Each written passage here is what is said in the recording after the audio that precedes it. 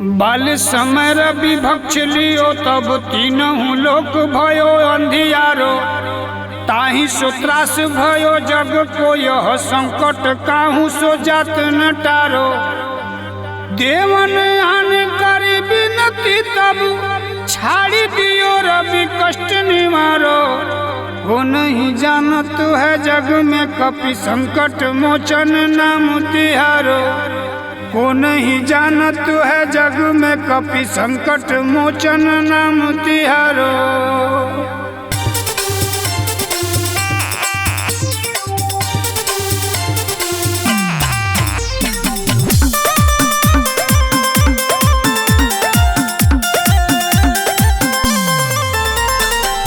जय हो कपिबर जय बजरंगी, जय हो कपिबर जय बजरंगी।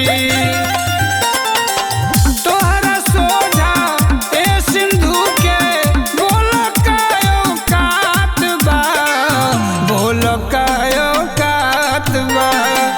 जय हो कपिबर जय बजरंगी, जय हो कपिबर जय बजरंगी। सोचला के का बात बा, बोल कायो कात बा। जय हो कपिबर जय बजरंगी, जय हो कपिबर जय बजरंगी। सोचला के का बात बा, सोचला के का बात बा।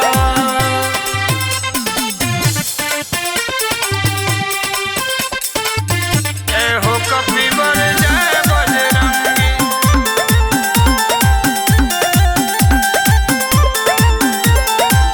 हे कपि जब लइका रहला, 7 गो सूरज खा गइला। भइला जग में पीर अमर जब शिक्षा सूरज से पा गइला। हे कपि जब लइका रहला, 7 गो सूरज खा गइला। भइला जग में पीर अमर जब शिक्षा सूरज से पा गइला।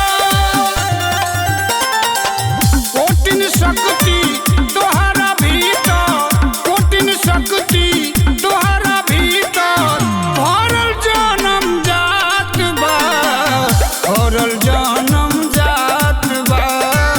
जय हो कपिबर जय बजरंगी, जय हो कपिबर जय बजरंगी।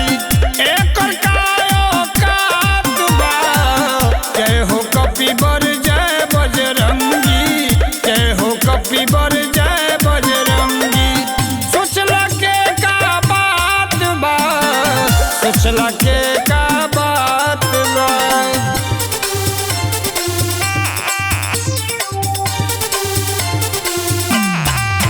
सोचला के का बात बा, सोचला के का बात बा।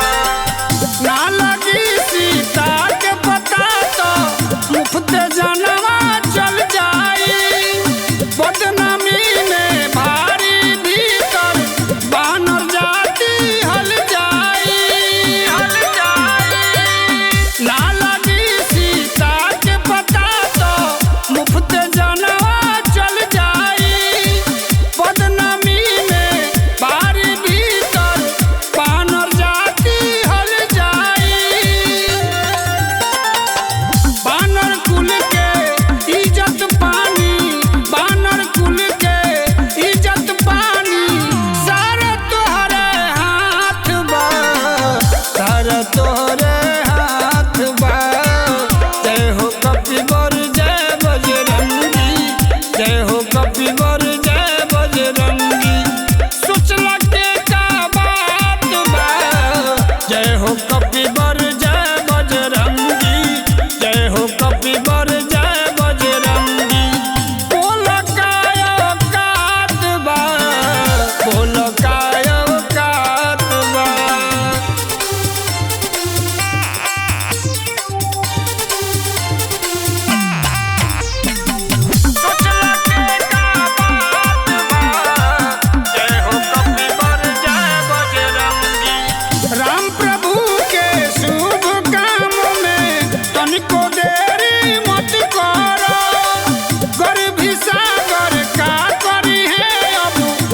को तिल भर